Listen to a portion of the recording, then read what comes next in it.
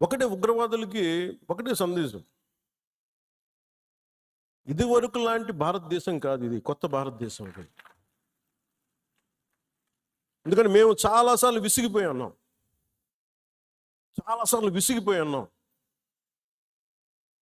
మీ ఇష్టానికి వచ్చి కాళ్ళు చంపుతానంటే ప్రాణాలు ఎలాగపోతాయి మాకు తెలుసు.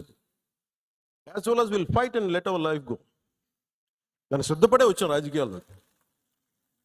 ఉత్తీర్ణం ఎందుకు వస్తాం? పదవులుగా? పదవులు లేకపోతే మనకి ఏమొస్తుంది? ఇంకా బాగుంటుంది పదవులు లేకపోతే, స్ట్రెస్ ఉండదు. అందుకని పదవులు ఆశించేది ఏది ఎవరైనా సరే ఇది బాధ్యత. ఇది అందరం బలంగా మాట్లాడాలి.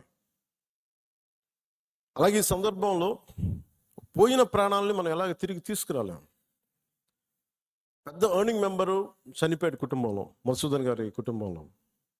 సో మనందరి తరపున, మీ అందరి తరపున, పార్టీ తరపు నుంచి ఆయనకి ఒక 50 లక్షల రూపాయలు ఆయన కుటుంబానికి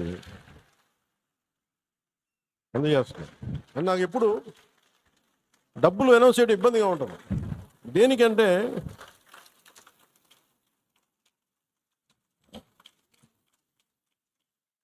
దేనికంటే మనిషి ప్రాణాలకు విలువ కట్టడం నాకు ఇష్టం ఉండదు.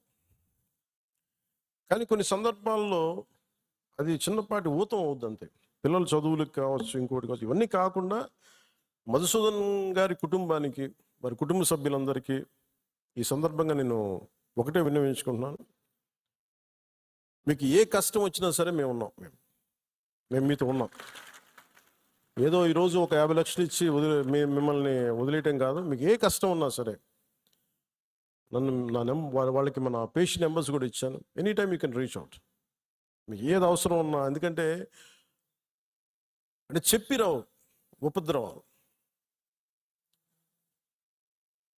అని నాకు ఏమనిపించిందంటే, ఆ పిల్లోడిని మాట్లాడుతుంటే, మధుసూదన్ గారి కొడుకుని చూస్తుంటే ఒక్క సంఘటనకి పెద్దోడు అయిపోయాడు అబ్బాయి. 10 ఏళ్ళు ఏజ్ వచ్చేసింది. 10 ఏళ్ళు ఎంత ఉంటాయి అంతే, 10-11 ఉంటాయి అంతే. ఒక 20 ఏళ్ళ కుర్రోడు ఎలా మాట్లాడుతాడో అలా మాట్లాడుతున్నాడు అబ్బాయి. ఒక చిన్నపాటి సంఘటన చాలు.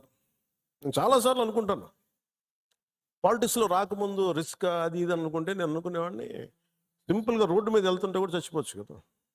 As well as embrace an ideology, ఒక భావజాలాన్ని పట్టుకోండి. దానికోసం చనిపోతే మంచిది కదా, వృత్తి పుణ్యాన్ని చచ్చిపోవడం కంటే కూడా.